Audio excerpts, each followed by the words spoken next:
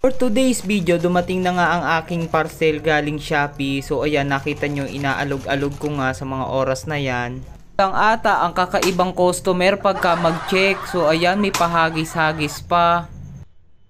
Ay, may topak.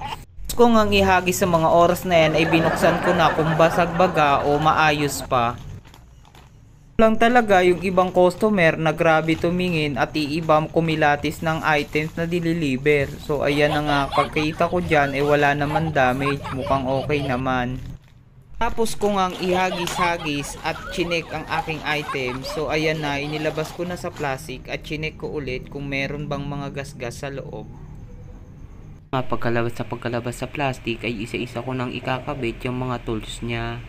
Mga oras na nga na yan, nahihirapan akong ikabit yan kasi ang sakit sa kamay. Ito nga yung isang tools niya dyan, so ito na nga ikakabit ko na yung pinaghahandelan ng phone. Habang kinakabit ko nga, hindi ko alam kung patalikod baga o paharap kasi nga baliktaran din siya. Kabit ko na nga yung handle ng phone dyan, so ayan naman, isusunod ko naman yung pinakatornilyo ng mag-handle.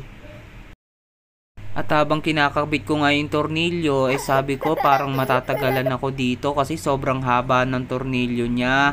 Mukhang alauna pa ata ako matatapos dito. Tapos nga ng mahabang oras, so ayan na, nahigpitan ko na dyan at tinignan ko nga mukhang okay at maporma.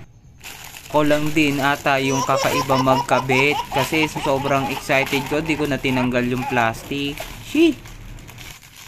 Kung ang tanggalin sa plastic, so ayan na yung tunay na itsura niya. Yung magiging itsura pag suot ko na.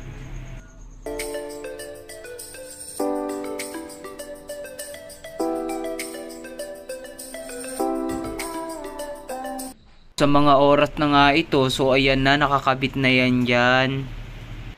At habang kabit ko na at susubukan ko na, ito na yung mga sumunod na pangyayari. Kung mapapansin nyo nga ay yumuyuko yung camera. Sa part na nga na yan, nahihirapan ako kasi yumuyuko talaga. Yung pala mabigat yung phone at hindi niya kaya. So ayan na nga, mga sumunod na pagkuha ng video.